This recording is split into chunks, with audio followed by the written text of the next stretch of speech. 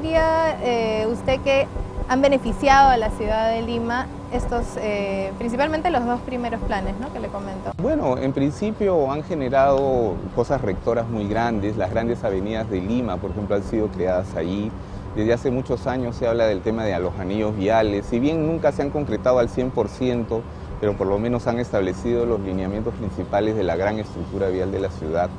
Los sistemas de transporte, por ejemplo, en los años 70 se plantearon los 5 metros de Lima, como sabrás no se hizo ninguno. Entonces más bien era un tema de ordenamiento vial el que más ha beneficiado de estos planes. Sí, algunos temas de los parques zonales también. Los parques zonales, por ejemplo, se crearon en los 70s. Los que logró el gobierno militar son los que existen hasta ahora. Los otros parques zonales que iban a ser más del triple de los que hay ahora, y se quedaron en plano, se quedaron en papel, nunca se pudo comprar un solo terreno para hacerlo. Y esas zonas, más bien lejos de mejorarse, se empeoraron porque se han invadido, precisamente por falta de, digamos, de impulso desde el Estado, ¿no?, para poder adquirir esas propiedades y poder lograr esos proyectos importantes, ¿no?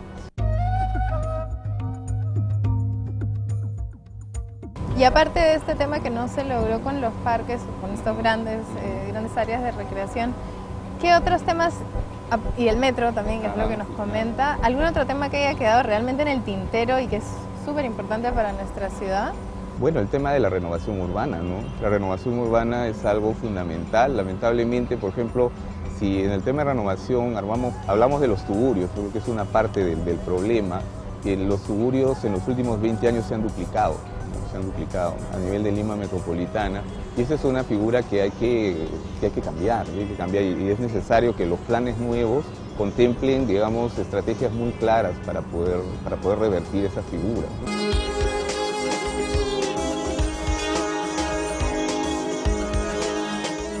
Y también podríamos hablar de las zonas de expansión periféricas, donde se ha empezado a través de invasiones o de manera muy precaria, ¿no? Exactamente, acá ves, por ejemplo, a través de los cerros, puedes ver, digamos, diferentes espacios ocupados que en los planes no estaban previstos, ¿no?, y que se prevían más bien como áreas verdes, ¿no?, de contención a la ciudad. Pero ya la línea que establecieron los planes fueron superadas hace rato, ¿no? Claro. Y vemos ya ocupaciones informales sin licencias de construcción, lamentablemente, y más bien con una carga al Estado de más bien revertir el peligro que tienen ocupar estas laderas de manera indiscriminada, ¿no?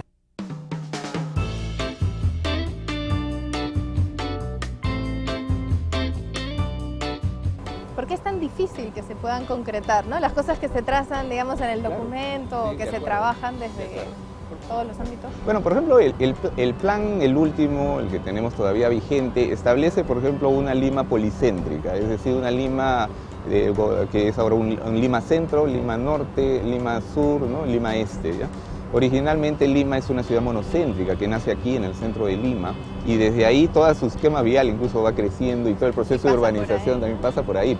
Pero digamos que el plan último estableció estos 4 centros, ¿no?, estos 4 centros, pero que ya han empezado a desarrollar, pero han desarrollado más por impulso de la empresa privada que por impulso del Estado, ¿no? Hacia el norte, el Plaza Norte genera un nuevo centro, ¿no?, el Megaplaza, y así los centros comerciales, estos importantes, van generando como nuevos espacios públicos que al final son privados, ¿no? Claro. Y que son privados y que lamentablemente no han sido dirigidos desde la autoridad, digamos, ¿no? Hubiera sido interesante que se genere pues una plaza de armas en cada uno de ellos y que se hubiera comprado un terreno para ello, ¿no?, y se hubiera desarrollado. Igual el tema de terminales terrestres, se crearon, se supone, los terminales en el norte, en el sur, en el este, pero el que existe al norte, por ejemplo, es privado, ¿no?, y no ha sido, digamos, la estrategia hecha desde el Estado, ¿no?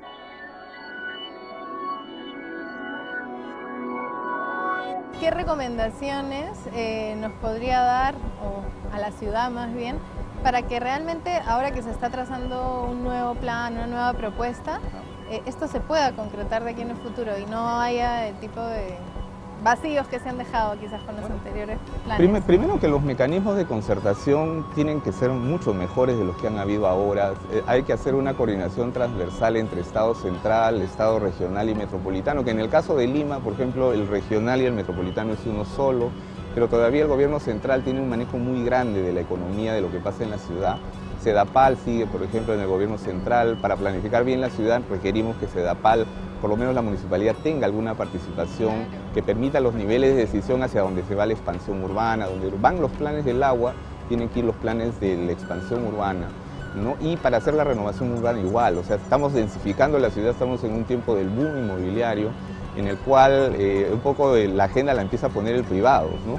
Y hay que hacer que el público ponga la agenda para generar equilibrios y que los precios del mundo inmobiliario no estén a libre albedrío o a lo que pasa en la dinámica de la economía y no en la dinámica de lo que le conviene a la ciudad en el tiempo, ¿no? Entonces yo creo que hay que los niveles de concertación no es solamente con el público de la calle, sino también con los actores entre instituciones y con los actores importantes. Por ejemplo, Barcelona o ciudades muy importantes han desarrollado en base a compromisos, por ejemplo, ¿no? Ahorita existen las asociaciones público-privadas, donde los privados pueden, por ejemplo, generar nuevas oportunidades para la ciudad, el Estado puede comprometerse a otra, y si hay compromisos por parte de los actores más relevantes en la ciudad que hacen inversiones, pueden lograrse cosas en muy corto tiempo que permitan tener una ciudad distinta, una ciudad mejor.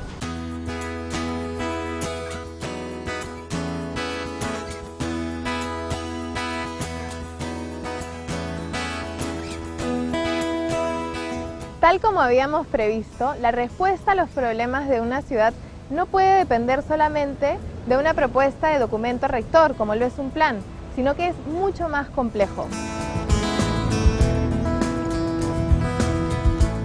Las ciudades crecen y se transforman muchas veces fuera de cualquier planificación, lo que conlleva revisar y quizás replantear los planes, como también tener proyectos más específicos y concretos para la ciudad.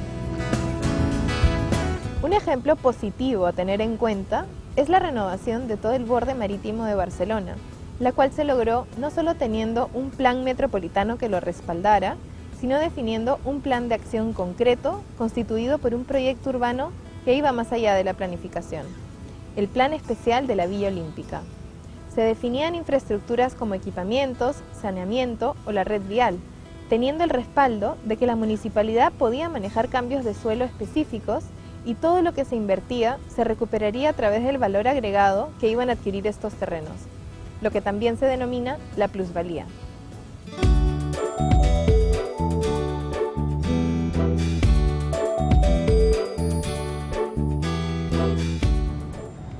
Los planes, cuando no son más específicos o se han ido ajustando con el paso del tiempo, pueden convertirse en documentos muy teóricos, archivados en un cajón y dejando de tener relevancia con lo que realmente está sucediendo en ese momento en la ciudad.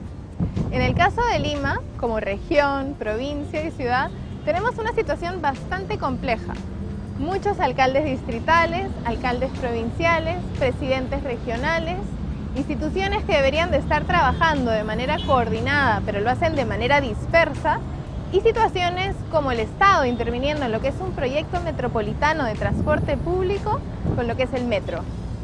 La falta de integración de todos estos actores hace muy difícil tener una línea clara donde todos se ponen de acuerdo, con lo cual los proyectos más grandes y más complejos son aún más desafiantes.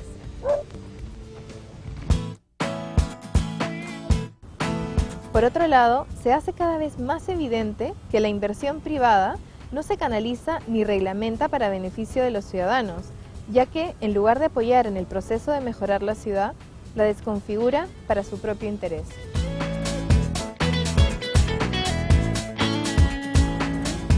No todos los componentes de un plan deben ni pueden pasar por un proceso de concertación con la comunidad, pues hay decisiones técnicas impostergables que se deben de dar sí o sí, como el tema del agua, la disposición de los residuos o la prevención de riesgos.